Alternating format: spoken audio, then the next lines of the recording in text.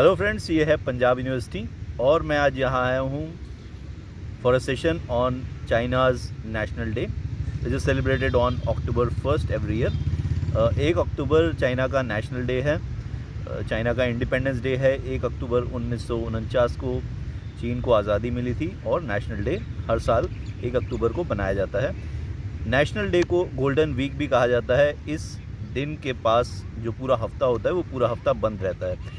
चीन में 3 हफ्ते हैं जो गोल्डन वीक मनाए जाते हैं। साल में 3 बार 3 ओकेजन्स ऐसे हैं जिसे गोल्डन वीक कहा जाता है, जिसमें पूरा एक हफ्ता चाइना क्लोज रहता है, बिजनेसेस बंद रहते हैं, दफ्तर बंद रहते हैं, सरकारी दफ्तर बंद रहते हैं।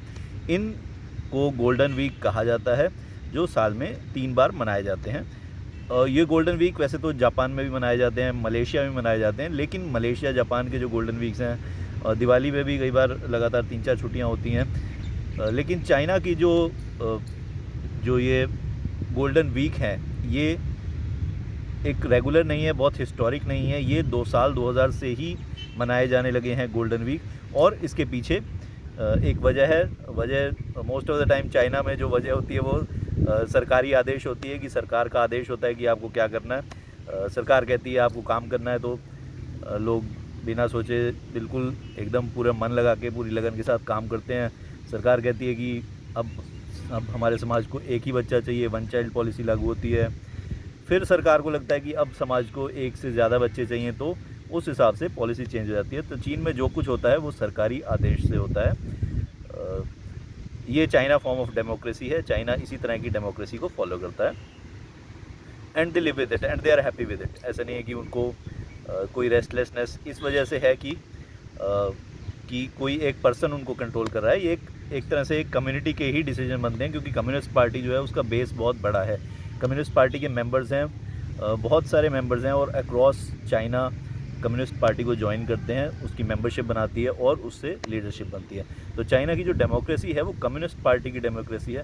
अगर कम्युनिस्ट पार्टी में डेमोक्रेसी है तो जो चाइना के लोग हैं उनको वॉइस मिलती है, ऊपर तक वो वॉइस जाती है। लेकिन जो भी डिसीजन मेकिंग चाइना में है वो प्रायोरिटी उसमें यह है कि कम्युनिटी का बेनिफिट किस में है, not on individuals.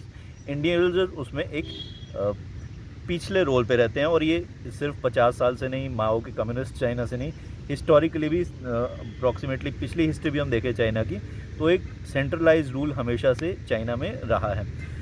Contemporary history की बात करते हैं, 1949 से जब से चाइना को आज़ादी मिली इंपीरियल रूल से, उसके बाद से ये कम्युनिस्ट एक वर्कर्स की रेवोल्यूशन थी, वर्कर्स की क्रांति थी, मज़दूरों की क्रांति थी। और उनका पर्पज़ ये था कि कम्युनिज़्म को स्प्रेड किया जाए। 2 ही कंट्रीज़ थी जो पूरी तरह से कम्युनिस्ट थी, रशिया और चाइना। और कम्युनिज़्म का जो बेसिक प्रिंसिपल है, बेसिक रूल है कि किसी को भी कि जो समाज के जो रिसोर्सेज हैं वो सबके लिए बने हैं और किसी को भी उसमें ज़्यादा लेने का कोई अधिकार नहीं है। तो इनका जो प्रिंसिपल था उन्होंने एलिमिनेट किया अमीर लोगों को ही एलिमिनेट कर दिया। 1949 के बाद 10 साल कुछ नॉर्मल चला, लेकिन साल 1960 और 65 तक आते हुए जो कल्चरल रेवोल्यूशन हुई, जो वर्कर्स क्रांति थी, मज़दूरों की क्रांति थी, उसने एक बहुत ही रिजिड स्टांस लिया। और 1965 कल्चरल रेवोल्यूशन के आसपास हर व्यक्ति को जो किसी भी तरह से पूंजीवाद को फेवर करता था, बात भी करता था या किसी तरह के पर्सनल एसेट्स भी अपने रखने की कोशिश करता था, तो उसको काउंटर रेवोल्यूशनरी, एंटी रेवोल्यूशनरी, जिसे आज की भाषा में एंटी नेशनल या देशद्रोही कहा जा सकता है, इस तरह का कहकर उसको एग्जीक्यूट कर दिया जाता था, गोली मार दी जाती थी। सो इवन कोई पर्सनल अपने यूज़ के लिए अगर आप बकरी भेड़ रखना चाहते हैं अंडों के लिए या दूध के लिए, तो भी आपको एक पूंजीवादी व्यक्ति, एक क्रांति का दुश्मन, एंटी रेवोल्यूशन पर्सन कह के एग्जीक्यूट कर दिया जाता था। 1965 में ये जो कल्चरल रेवोल्यूशन हुई, इसकी वजह से इंटेलेक्चुअल्स को, जो भी पढ़े लिखे लोग थे, उन सबको कंट्री साइड भेज दिया गया। सबको हार्ड लेबर के लिए कंट्री साइड में फार्म्स भेज दिया गया, प्रोडक्शन फ्लोर्स में भेज दिया गया। किसी भी तरह की बुक्स को, एडवांस साइंस को भी डिमोट किया गया। और ये जो एक फ़ेज़ था 1965 से लेकर 1980 तक का, ये चाइना का बहुत ही एक ऐसा फेज़ था जिसमें हर तरह की प्रोग्रेस को डिमोट किया गया। अमीर लोगों, किसी के पास किसी ने पर्सनल एसेट किसी भी तरह का बनाया हुआ है, उसको छीन लिया गया, उनको एग्जीक्यूट किया गया। अगर कोई उस तरह की फेवर भी करता है, बात भी करता है, कोई इंटेलेक्चुअल्स हैं वो भी कोई ऐसी बात करना चाहते हैं तो उनको भी एग्जीक्यूट किया गया। 1980 में जब ये लिबरलाइजेशन वाला फेज़ आया माओ ज़ेडोंग के बाद, डेंग शाओपिंग ने इकोनॉमी को ओपन किया और पूंजीवादी को प्रमोट किया कि whether it doesn't matter whether cat is black और white, it should catch the mice, कि इससे फ़र्क नहीं पड़ता कि आपकी आइडियोलॉजी क्या है, but we need to be rich, being rich is glorious.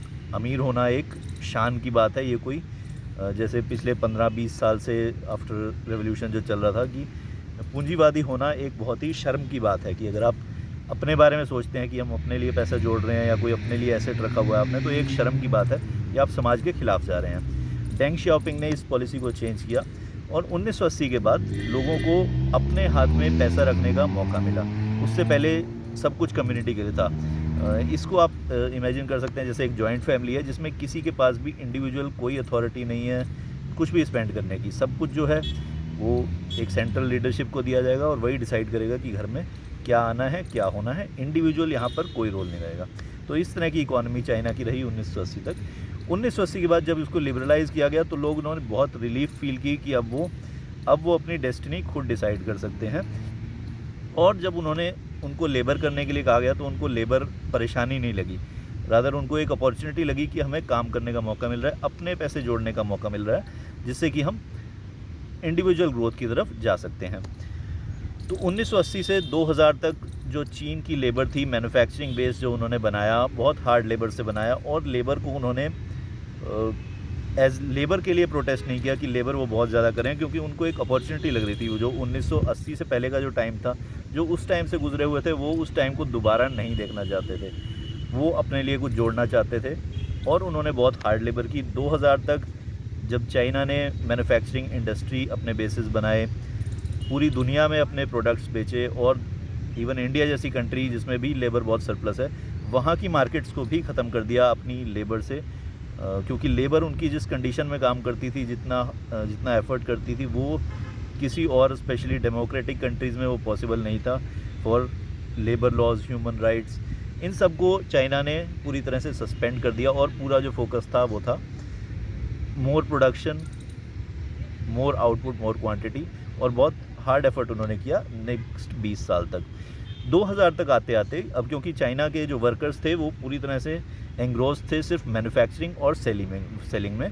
Consumption की तरफ उनका ध्यान नहीं था, वो कंज्यूम कर ही नहीं रहे थे, बना रहे थे, मैन्युफैक्चर कर रहे थे, पैसा जोड़ रहे थे, पैसे को दोबारा इन्वेस्ट कर रहे थे।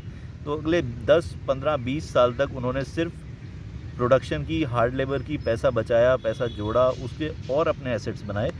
और 99 तक आते हुए सरकार को ये लगा कि ये लोग तो जो हैं, इन्होंने तो स्पेंडिंग बंद ही कर दिया, पर्सनल स्पेंडिंग बंद कर दिया, जिसकी वजह से चाइना के जो लोग हैं उनका स्टैंडर्ड ऑफ लिविंग नहीं बढ़ रहा। बहुत सारे प्रोडक्ट्स हम बना रहे हैं, बाहर से पैसा भी आ रहा है, इनकम भी है, उसको इन्वेस्ट भी कर रहे हैं, फैक्ट्रीज भी बन रही है, इंफ्रास्ट्रक्चर भी बढ़ रहा है, लेकिन जो लोग हैं वो अभी भी उसी गरीबी में हैं जो 20 साल पहले थे। पैसा आने के बाद भी वो खर्च नहीं कर रहे, क्योंकि खर्च करने का उनका मे बी कैपेसिटी ही ख़त्म हो गई है कि खर्च, उनको समझ ही नहीं आ रहा कि खर्च हम कैसे करें, क्या खर्च करें। एक ही चीज़ उन्होंने सीखी है, लेबर करना, उसको जोड़ना और एसेट्स बनाना और एसेट्स बनाना, और वो स्पेंडिंग की तरफ बिल्कुल ही नहीं जा रहे। 1999 में सरकार ने कहा कि हम आपको 3 ऐसे ओकेजन्स देंगे जिसमें एक हफ़्ता पूरी तरह से छुट्टी रहेगी, पूरा बंद रहेगा, ताकि जो लोग हैं वो स्पेंड कर सकें, खर्च कर सकें, ट्रैवल करें, इंटरनल ट्रैवल करें, एक जगह से दूसरी जगह चाइना में जाएं, ताकि जो डोमेस्टिक इंडस्ट्रीज़ है वो इंक्रीज़ हो। क्योंकि अभी तक वो कुछ भी स्पेंड नहीं कर रहे, तो डोमेस्टिक इंडस्ट्रीज़ नहीं बन रही थी। जो भी इंडस्ट्री चाइना में आ रही थी वो एक्सपोर्ट बेस्ड इंडस्ट्री थी। जो भी सामान वो बना रहे थे वो दुनिया भर में अपने प्रोडक्ट्स बेच रहे थे। तो 99 में गवर्नमेंट ने डिसाइड किया कि अब इंटरनल हमें इकोनॉमी को भी बूस्ट करना है, लोगों के स्टैंडर्ड ऑफ लिविंग को भी बढ़ाना है, और उसके लिए ज़रूरी है कि वो कंज्यूम करें। तो 3 ओकेजन्स ऐसी बनाई गई जिसमें कि एक हफ़्ता मैन्युफैक्चरिंग बंद रहेगी, ऑफिसेज दफ्तर बंद रहेंगे, रिटेल ऑब्वियसली खुला रहेगा, क्योंकि रिटेल से ही, ट्रैवल से ही, रिटेल वाले जो आउटलेट्स हैं वहीं से आपकी साइकिल बनेगी कंजम्पशन की, और इंटरनल लोगों को स्पेंडिंग मिलेगी। ये तीन ओकेजन्स थे। स्प्रिंग फेस्टिवल जो जनवरी-फरवरी में मनाया जाता है, मई डे, लेबर डे, और तीसरा नेशनल डे जो अक्टूबर को मनाया जाता है। तो ये 3 ओकेजन्स थी जिसमें सरकार ने कहा कि इंटरनल कंजम्पशन बढ़ानी हमें ज़रूरी है। यही नहीं कि सिर्फ हम लेबर कर रहे हैं, एक्सपोर्ट, सारा सामान दुनिया भर को सामान बेच रहे हैं, और जब हमारे पास पैसे आता है उसको भी हम खर्च नहीं कर रहे, वो हम सिर्फ और फर्दर इंडस्ट्रीज़ बनाने में लगे हुए हैं। इंटरनल कंजम्पशन भी ज़रूरी है। इंटरनल कंजम्पशन को प्रमोट करने के लिए गोल्डन वीक सेलिब्रेट किया गया। 3 ओकेजन्स ऐसी मनाई गई। एक वीडियो में पिछले मैंने ये भी बताया था कि 2 तरह की जो धन की है वो 3 गति होती है, भोग, दान और नाश। तो कंजम्पशन जो भोग वाला पार्ट था वो चाइनीज़ बिल्कुल नहीं कर रहे थे, वो पूरी तरह से दान इन्वेस्टमेंट में लगे हुए थे। इस वजह से एक इम्बैलेंस हो गया था। अभी जो टाइम में वो हम मोस्टली कंट्रीज़ में देख रहे हैं वो इम्बैलेंस इस वजह से कि most of the money that is going to consumption industries, consumption की तरफ ज़्यादा पैसे जा रहा है। और मैन्युफैक्चरिंग बेस बनाने में, इंफ्रास्ट्रक्चर बनाने में जो इमीडिएटली आपको आउटपुट नहीं देता, लेकिन जब वो बेस बन जाता है तो वो एक स्टेबल बेस बनता है। सर्विस इंडस्ट्रीज़ की जितने भी बिज़नेस हैं वो शॉर्ट टर्म हैं।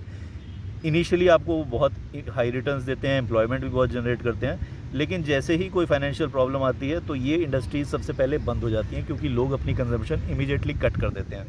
सो वो सर्विसेज की कंजम्पशन अपनी कट कर देते हैं। जैसे ही कोई फाइनेंशियल प्रॉब्लम आएगी, लोग ज़ोमैटो, स्विगी, इन सब की ऐप्स को और इवन बाहर खाने को भी बंद कर देंगे। लेकिन जो बेसिक रिक्वायरमेंट है, जो मैन्युफैक्चरिंग बेस है, जो रिसर्च बेस है, मैन्युफैक्चरिंग में जो ऑटोमेशन का बेस बनता है, वो एक लॉन्ग टर्म रहता है। एक बार वो बेस सेटअप हो जाए तो उस बेस को हिलाना या उसको रिप्लेस करना बहुत ही मुश्किल हो जाता है। ये बेस चाइना ने बिल्ड किया है, और जो मेन फेज़ था उनका, जो जिस फेज़ में किया है वो है 1980 से लेकर 2000 तक का फेज़, जिसमें उन्होंने हार्ड लेबर की, अपने पैसे को दोबारा इन्वेस्ट किया। और 2000 के बाद गवर्नमेंट ने ये डिसाइड किया कि अब सिर्फ हम एक्सपोर्ट रिलायंट नहीं रहेंगे, अब हम इंटरनल कंजम्पशन को भी, इंटरनल लोगों के स्टैंडर्ड ऑफ लिविंग को बढ़ाने को भी प्रमोट करेंगे।